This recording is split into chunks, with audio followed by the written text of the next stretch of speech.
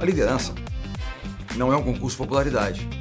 É claro que você gostaria de ser amado, né, apreciado, mas é fazer aquilo que é certo. O sucesso do passado não te garante nada no futuro. Bernardinho, maior no vôlei em vários aspectos, referência para muitos líderes de várias indústrias e segmentos, mas que também vai contar vulnerabilidades aqui pra gente.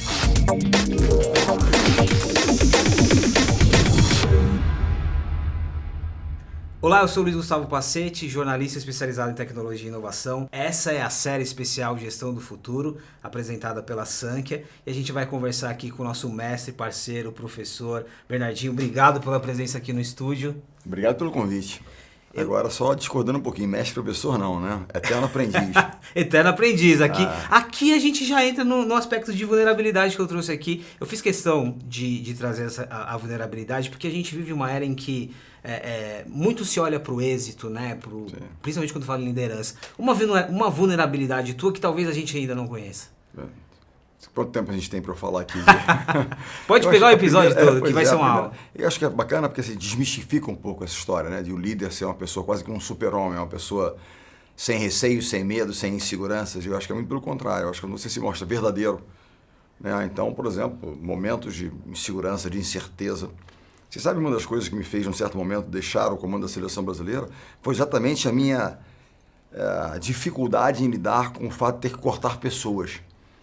Aquilo fazia tão mal a mim, porque quando você corta alguém de uma grande competição, você está exterminando um sonho daquela pessoa.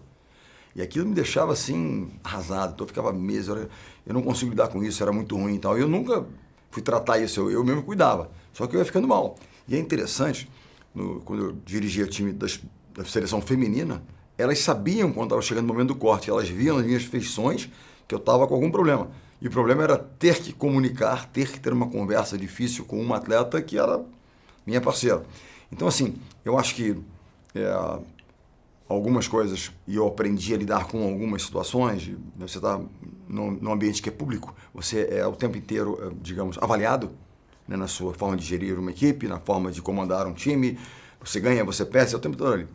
As pessoas, nos dias de hoje mais ainda, se preocupam demais com a opinião alheia. Isso se somatiza muitas vezes, você fica mal. Você falou de comparações e aparecem nas mídias sociais, por exemplo, parece que a vida de todo mundo é perfeita, que a vida é só de êxitos, quando ela está cheia de inseguranças e incertezas.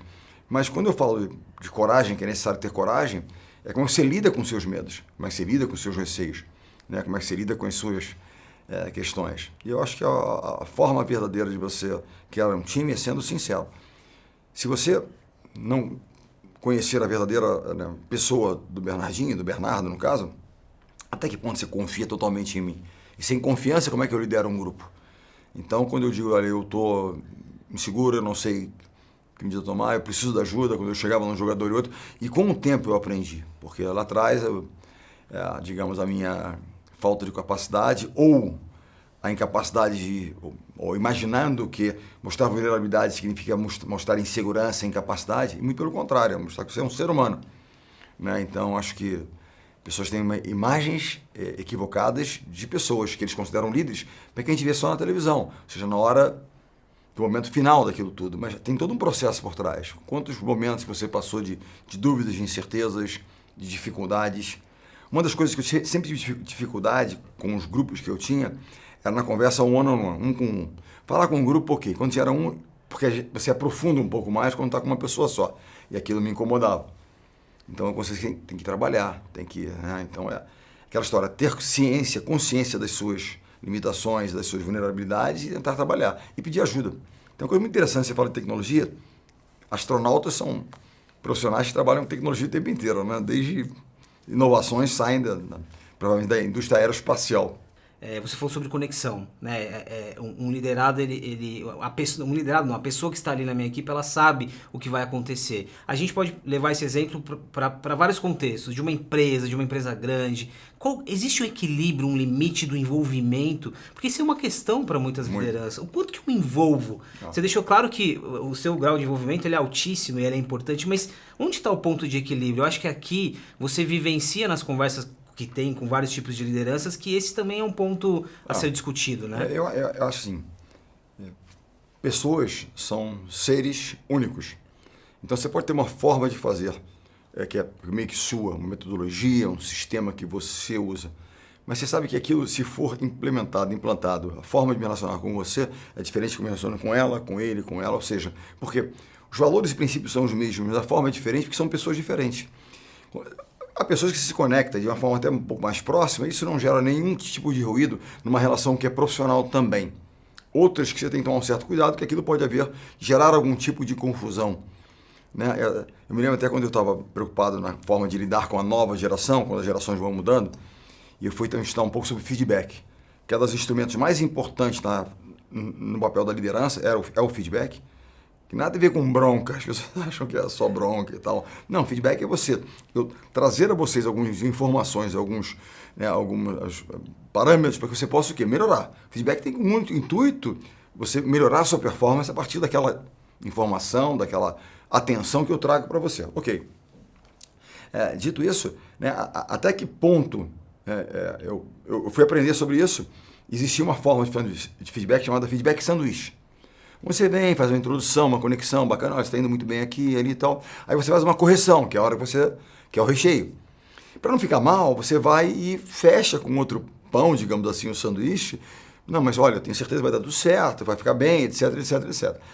E com o tempo, as pessoas, os estudiosos do tema feedback, disseram que esse feedback trazia muita confusão. Até que ponto estou bem ou não estou bem? Estou mal. Então, e ele foi muito usado por muita gente, né? Exatamente, mas hoje o que os estudos mostram é que tem que ser um pouco torrada, ou seja, tem torrada com T, tá? Com T, não com P. Torrada não, torrada. Torrada. Ainda no exemplo do sanduíche. Exatamente, você vem aqui e recheio, e ok, entendeu? Assim, tem um pouco dessa história, até que ponto você... Porque a liderança não é um concurso de popularidade. É claro que você gostaria de ser amado, né, apreciado, mas é fazer aquilo que é certo. Fazer aquilo que é certo nem sempre é muito popular, não é verdade? Fazer aquilo que é certo nem sempre é agradável, mas é certo. Buscar conveniência, você vai talvez ser permissivo em relação a algumas coisas, né? E aí foge um pouco. A gente tem que trabalhar duro, fazer e tal. Não, mas olha, veja bem, não precisa tanto. Não, precisa. Isso não quer dizer que eu não vou cuidar de você, ter atenção, entendeu? Então eu acho que tem muitos aspectos em relação a isso. E por que a conexão é tão importante?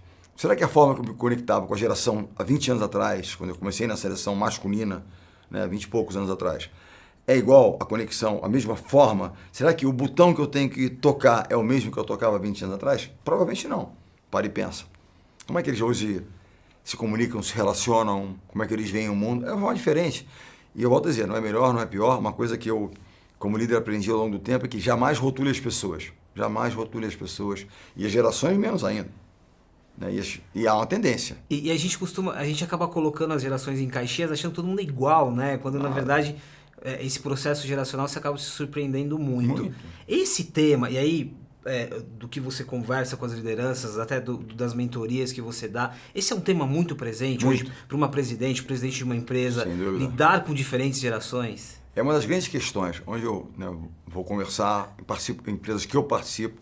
A grande questão é como lidar com a nova geração, conflito de geração dentro da própria empresa, que você tem aqueles experientes, que a gente chama de os cabelos brancos, e aqueles que estão chegando. O grande segredo dessa história toda, talvez o grande êxito de um grande líder, é fazer com que essas gerações que são complementares, elas se conectem, conversem, elas entendam a complementaridade, né? Uma pessoa que viveu uma série de situações, viveu crises, momentos, empreender no Brasil não é algo simples, então você viveu uma série de momentos que os jovens não viveram. E que eventualmente ficam muito ansiosos porque acham que vai ser o fim do mundo, que veio uma crise. Não, já vemos outros, não será. Como é que a gente passa por esse tsunami que está aqui? Olha, afunda um pouquinho, segura a respiração, porque vai passar. Às vezes o jovem que não viu aquilo não vai ter. Ao mesmo tempo, o jovem já nasce com um chip diferente, traz uma visão de mundo diferente, o que é muito importante para quê? Para que você mantenha atualizado e conectado aquele que já tem mais experiência, né? Então, eu acho que se você consegue conectar, eu, por exemplo, na equipe atual que eu dirijo feminina, eu tenho umas meninas de 17, 18 anos, tenho meninas de 42 anos. Olha aqui, gerações diferentes, conexão, né? Então, ao se conectarem, mostrar verdadeira consideração, né, e preocupação com a mais jovem, ela vira quase como uma madrinha, assim, você, puxa vida, ela está me orientando. E ao mesmo tempo, promovendo a sucessão, porque ela vai acontecer. Em algum momento é um processo que acontece. Mas essa interação. E como é que se você não se conectar, que move você? Será que é a tua relação familiar o que é mais importante? Ou será que é a sua relação com alguma outra coisa? Qual é o tipo de coisa que te estimula? Uma das grandes questões das empresas hoje, empresas de tecnologia, de inovação, né, que é um pouco do nosso mercado aqui, né? Como é que você... Reter é um termo que eu não gosto muito, porque reter parece uma coisa negativa, né? Reter, não. Mas Ele dá um sinal de propriedade também, né? Como é que você renova o interesse dos jovens em permanecer na sua empresa, no seu time? Por quê?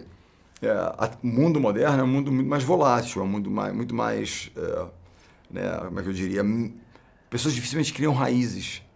Elas querem experimentar experiências diferentes e tal. Alguém nunca pensa, vou entrar numa empresa, vou ficar lá 30 anos. No passado, fazer um concurso para se aposentar naquela empresa. Não é verdade? Se eles buscar segurança. O mundo mudou. É diferente. Agora, como é que eu renovo o seu interesse? É como uma plataforma de streaming. Se você não continuar colocando na sua plataforma de streaming bons produtos que me seduzam, que me interessem, eu cancelo a assinatura e vou buscar uma outra. Então, por isso que inovar, criar, gerar é fundamental. Para que eu possa não reter, mas renovar o interesse daquela pessoa em permanecer comigo. O que eu estou agregando para a carreira dela? O que eu estou agregando para a vida dela? Né? Então, por exemplo, eu sei que os atletas hoje não querem ter uma experiência esportiva bem-sucedida. Querem ter relações bacanas, querem que aquilo tudo faça sentido. Antes era comando e controle. É aqui, pau, vambora, tal, tal. Não é mais. E volto a dizer, não é melhor, não é pior, mas é diferente. E qual é a atribuição do líder? Extrair o melhor das pessoas. E elas são diferentes entre gerações. E como é que eu extraio o melhor de uma pessoa se eu não conheço essa pessoa? E no meu caso, eu conheço até menos, porque gerações mais próximas da minha tinham tendências semelhantes. O tempo vai passando, elas vão mudando. Então, se eu não me conectar, não entender um pouco como aquela jovem sente, como ela pensa um pouco, o que realmente é muito importante para ela, quais são os valores. Porque se a gente fala de liderança, ela tem pontos que são cruciais na liderança. Primeiro, a liderança ela sustenta com exemplo. Não é o que você diz, é o que você faz. Não é dizer, olha, tem que se preparar e tal, eu não me preparo. Você fala, peraí, você vai se preparar, mas está despreparado. Exemplo, é a base de tudo. Segundo, é a questão de valores. Quais são os valores da nossa empresa? Nós acreditamos em respeito, nós acreditamos em renovação, na preocupação com o cliente, né? Eu acredito em disciplina. Então, são valores. O líder é o guardião desses valores. Eu posso negociar com você um horário, a cor da camisa, uma estratégia, um fee de remuneração, a gente negocia. Mas valores não são negociáveis. Isso aqui a gente não negocia. Disciplina a gente não negocia. Respeito a gente não negocia. Isso é... se alguém não está alinhado, por exemplo, um valor para nós que é muito importante é um trabalho em equipe. Nós somos um time. Uma grande empresa, uma empresa de qualquer tamanho, pode ser uma empresa de 100, 500, 1000 ou de 10 pessoas. É uma orquestra, pequena ou maior, que quer produzir o quê? Uma sinfonia. Você conhece algum músico sozinho que produz uma sinfonia? Não. Você precisa de um time de pessoas. Mas eu sou um solista, eu não tenho nada contra os solistas, mas não adianta que ele não vai vir trabalhar conosco, porque nós somos orquestra.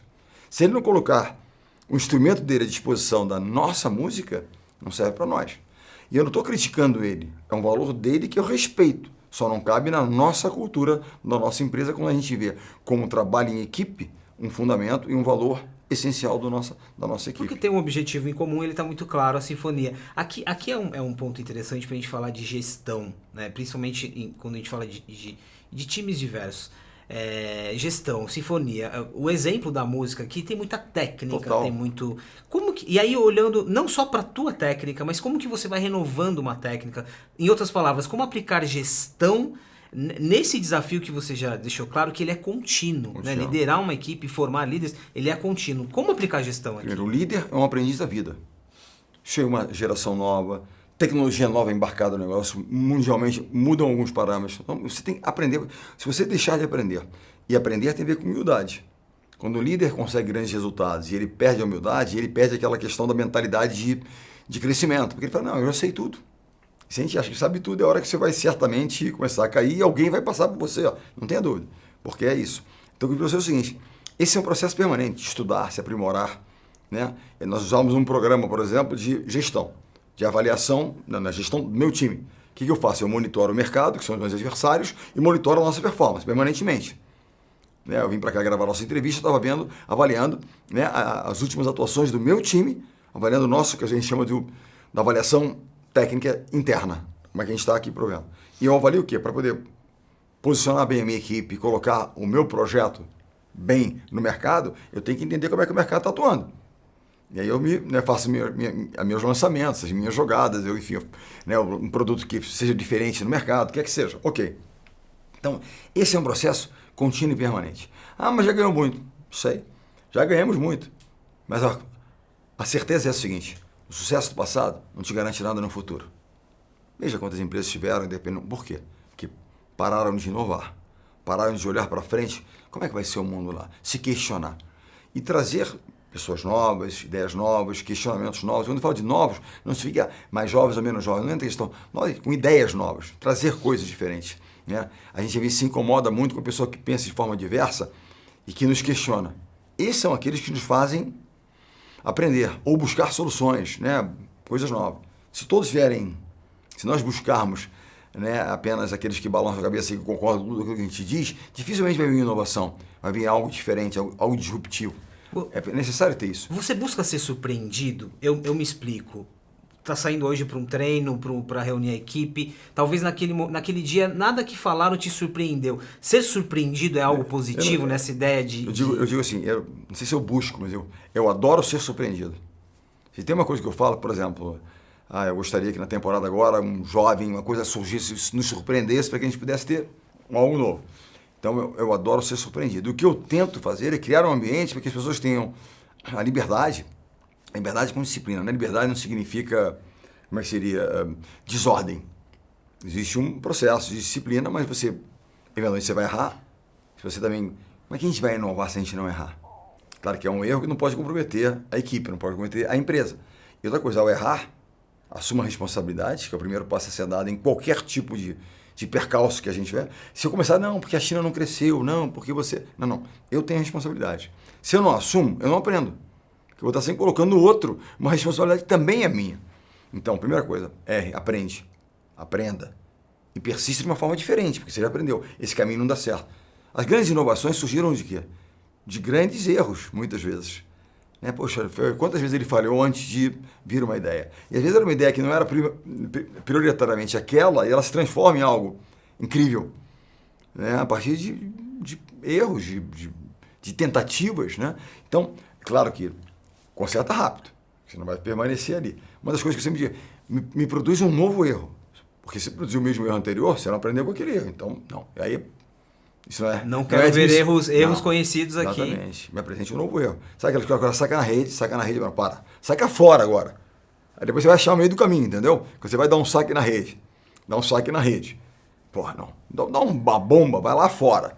Agora vamos achar o meio do caminho aqui, que é a quarta adversária, entendeu? Então, um pouco dessa ideia. A gente precisa aprender. Nesse caso, como que a tecnologia ela ajuda ou acaba se tornando um desafio nessa conversa sobre o erro? Porque a tecnologia ela tem a capacidade de expor, né? O dado, ele tá ali. Como que é essa... Olha só, uma coisa interessante. Vou dar um feedback para você. Se eu disser, poxa vida, você está muito desorganizado. Pô, tal. Como é que você desorganizado? Olha a diferença do feedback. Ô, Bernardinho, por 3 segundos eu achei que você ia dar um feedback real e já estava aqui. Então vamos lá. Eu sou muito desorganizado. Você é muito desorganizado. Ok, você é muito desorganizado. Olha só, o programa aqui diz que, olha só, você não entregou no prazo aquele planejamento que você disse que entregaria. O retorno ao cliente que você daria aquele dia, você não deu, o cliente está aqui, tal, etc. Então, os dados, aquilo que está nos relatórios, aquilo que a tecnologia me produz como, né, as atividades e os projetos que você deveria ter feito nos prazos tais, você não dá. Então, o que a câmera filmou, na realidade, o que a tecnologia trouxe como dados, olha, veja bem, por que você não entregou fazer? Né, vamos aqui. Então, é uma forma diferente, eu estou simplesmente imputando a você alguma coisa sem te dar nenhum tipo de dado. Então, quando eu falo para o jogador, nós precisamos evoluir no passe, no fundamento X, os dados me mostram que, né, aquilo ali. Então, a partir daqueles dados também, eu coloco metas. E elas são diversas entre os jogadores, porque cada uma tem um potencial diferente. Não vou dar metas iguais para pessoas que têm capacidades diferentes também. A tecnologia me mostra isso. Tudo aquilo que eu avalio, né, das pessoas vai me dando um pouco o perfil técnico das pessoas. Mas tem um outro lado que são os intangíveis. Né? Até que ponto aquilo ali, ou emocional ou não, entrou. Isso é uma coisa da liderança.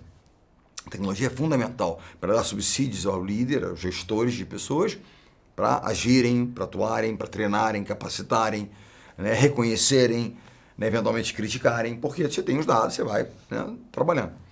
Mas tem o outro lado, que é o lado mais humano, comportamental, que a tecnologia muitas vezes não traz. Você não tem dados muitas vezes sobre isso. Então, as reações diversas. Então, é um lado que você tem que olhar e que é cada vez mais e acaba impactando aqui.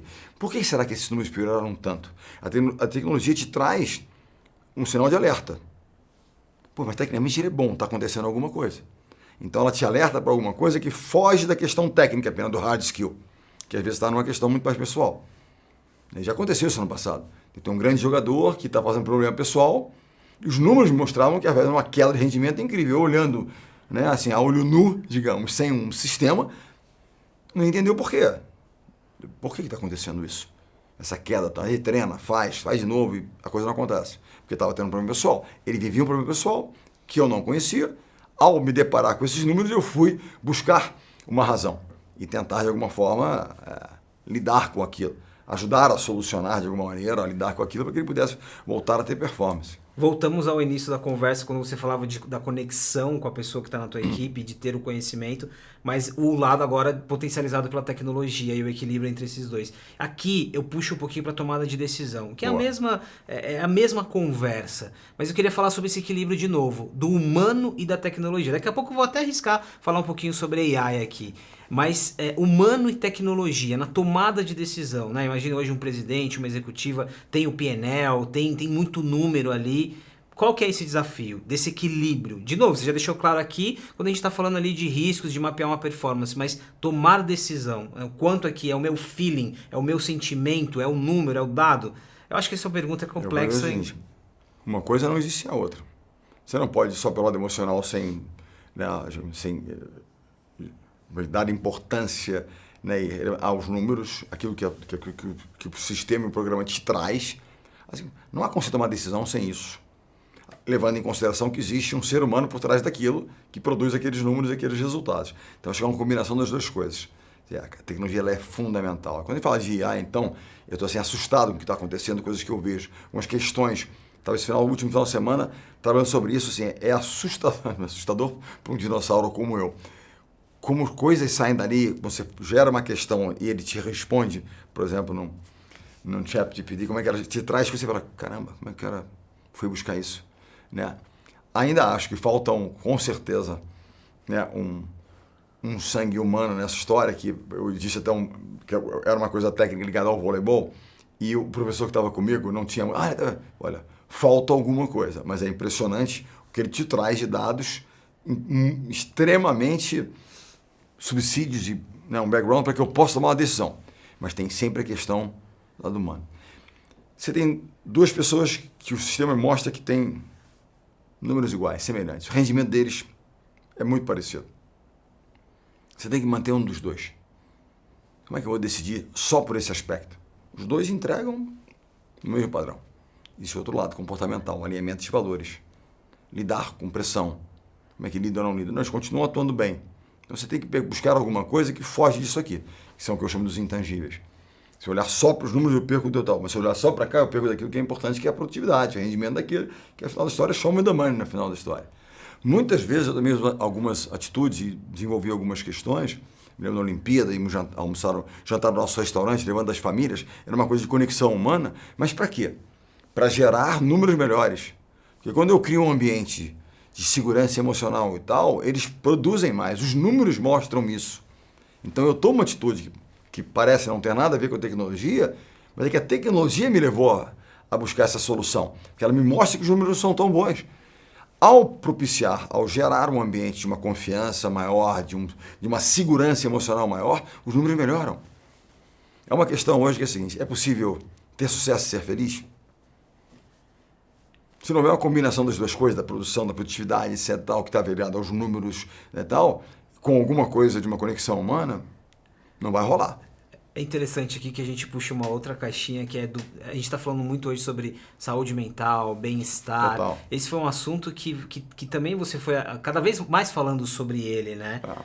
Esse exemplo que você dá da família, em relação a esse tema, que é um tema importante hoje e continua estando relacionado, como que a gente não se perde aqui na discussão, de saber analisar o que a gente está falando, de observar um comportamento, mas continuamos tendo a meta, a empresa. Me parece também que existe um desafio das lideranças de entender esse momento. Calma, saúde mental, qual que é a minha particularidade com os meus funcionários. Tem muita coisa aqui, né? Mas você veja, o que eu acho que é importante é que as pessoas entendam que é uma combinação de duas coisas. Eu não posso me tornar um autômata, um líder que fala, não, eu olho os números, não rendeu, rua. Empresas no passado, era só aqui, ó. Se você não bater a meta durante 3 meses, você está na rua, literalmente. A empresa tinha essa cultura. Agora, a questão, sob pressão dessa natureza, não bater 3 meses, está fora, sem nenhum outro tipo de, de cuidado, a tendência é que isso se repita aqui, que as pessoas não consigam, ao longo do tempo, pela pressão excessiva. Não é que não vai ter pressão, mas que o bicho tem pressão, e é natural. Como a gente lida com ela, que é a questão. Que tipo de ambiente a gente cria para que a gente possa lidar com essa pressão? Essa é a questão. O que a tecnologia nos traz são uma série de sinais. Um sinal de alerta, opa, está acontecendo alguma coisa, uma queda de rendimento sem um porquê tecnológico, digamos, plausível. Então tem alguma coisa aqui que talvez fuja disso, que é mais humano. Tem alguma questão aqui, então você vai estar atento a isso aqui. Então ela te traz. Ao mesmo tempo, uma coisa que é um alerta também, que pode não parecer para você, é quando os números começam a ficar excessivamente e repetidamente muito bons, atenção. Que isso também pode levar daqui a um tempo, a uma certa queda. Por quê? Você vai batendo meta, você acha que não, agora vai no automático, e não vai. E a outra coisa, muitas vezes, quando você tem uma sequência de bons resultados, aquilo você se torna um pouco permissivo. Seguinte aspecto, você já não preciso criar nada novo, eu sou o cara. Você começa a achar que aquilo será uma coisa perene, perpétua, e não vai ser. Se você não começar a olhar, por maior que você seja, eu sou um líder na área de tecnologia de gestão, etc. Tal, ok. Tem sempre algum no mercado fazendo alguma coisa melhor do que você. Não naquele aspecto. Aquela ali é melhor do que a nossa. Mas ele é pequeno, você vai ganhar dele na concorrência, porque você é maior, você tem mais capacidade. Mas ele continua fazendo aquilo melhor do que você. Então você tem que aprender a fazer aquilo ou trazer ele para cá. Uma coisa ou outra. Se você não se questionar em relação a isso, em algum momento aquilo que parece pequeno vai ser maior e aquilo vai te incomodar e vai tirar resultado de você. Então, atenção também a isso aqui. Aí eu me lembro de experiência, por exemplo, uma prata maravilhosa, uma delas que me vem à mente é a do Jake Paul, de 2016, do ginasta.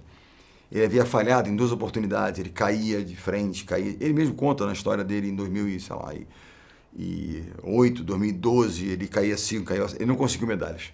Então qual era a expectativa sobre ele? Nenhuma. Tinha ficado em 10º, tal. Quando ele ganha prata no Rio, foi uma vitória incrível, porque não havia expectativa sobre ele. Agora, quando você conquista, você lidera o mercado, você é o primeiro, número 1. Quando você perde aquela posição, você não ganhou a prata porque eu sou o segundo, você perdeu o ouro porque você deixou de ser o primeiro. E é interessante que aqui, e fazer uma analogia com a tecnologia, com os negócios, hoje você para pensar algumas empresas pressionadas por um outro concorrente que surgiu, que a gente jamais imaginava que isso ia acontecer, né? Ou seja, no mundo dos negócios está acontecendo diariamente esse estado de alerta, e no esporte a mesma coisa. O nível, primeiro, o número de equipes de alto nível que podem brigar, por exemplo, no caso do voleibol masculino, para a medalha de ouro. Antigamente 4 brigavam por isso. Hoje tem 10. Eu me lembro da Olimpíada do Rio de Janeiro, a campeã da Liga Mundial naquele ano e do europeu anterior sequer se classificou para as Olimpíadas. Tal nível de equilíbrio, número de grandes equipes que há no mundo hoje, porque se globalizou, o acesso à informação ela é absoluto, onde você tinha reservas de mercado que não existem mais. Né? A tecnologia está disponível, as pessoas têm que saber usar, saber construir, saber fazer, aprender. E a questão da inovação. Eu não acredito em revoluções, eu acredito em passos que vão nos levando a... Né? e tal, mas são passos que de repente parecem, com o tempo, que vêm construindo. É um sistema novo de gestão. Ele é construído com o tempo. Né? Você vai melhorando, e vai agregando, e vai, né, gerando mais. É como assim... uma jogada. Não, aquilo ali foi fruto de um processo longo de preparação, de disciplina. Pessoas acham que para ser criativo e inovador, você tem que ser meio anárquico. Tem que ser disciplinado. Porque todo dia você se dedica à busca daquilo ali. Eu tive uma ideia brilhante quando eu estava dando uma nadada no mar. Mas quanto tempo você se dedicou à busca daquela ideia, daquela solução, antes, para que ela viesse em algum momento? Talvez no momento que você deu uma relaxada, toda aquela reflexão... Ela aflorou e veio alguma ideia, mas você se dedicou, o suor envolvido no processo ele foi muito, muito grande. Eu comecei falando sobre vulnerabilidade e vou terminar falando sobre medo, mas não é o medo no sentido negativo, é o frio na barriga. É isso. Que você mencionou várias O vezes. medo, assim, medo e coragem, né? O que significa coragem? Você, poxa, não, eu tenho coragem de enfrentar esse desafio. Não significa que você não tem medo, não está presente. Coragem é saber lidar com os seus medos. E apesar do medo, você vai fazer. Tem uma história que eu gosto de contar, engraçada. No dia 21 de agosto de 2016, nós estávamos no Rio de Janeiro, jogando a final olímpica contra a Itália. Nós estávamos no vestiário, naquela pré-partida, e o Serginho Escadinha, que era um dos nossos líderes, uma figura incrível, muito engraçado, ele vira e fala assim, quem está com medo dá a mão aqui. Todos os jogadores deram a mão. Estava todo mundo com medo. Antes de entrar na quadra final olímpica. Mas corajosos porque estavam preparados. A única forma de se lidar com os seus medos é estando preparado. Preparo, método, gestão, tudo. E é isso. Se não estiver preparado, você vai sucumbir aos seus receios, você não vai dar certo. Vai morrer afogado, como a gente diz. Se estiver preparado, você vai lidar com os seus medos. Isso aqui eu sei fazer, tal, você vai. Agora, o frio na barriga, ele representa o quê? A importância daquele momento. Não é?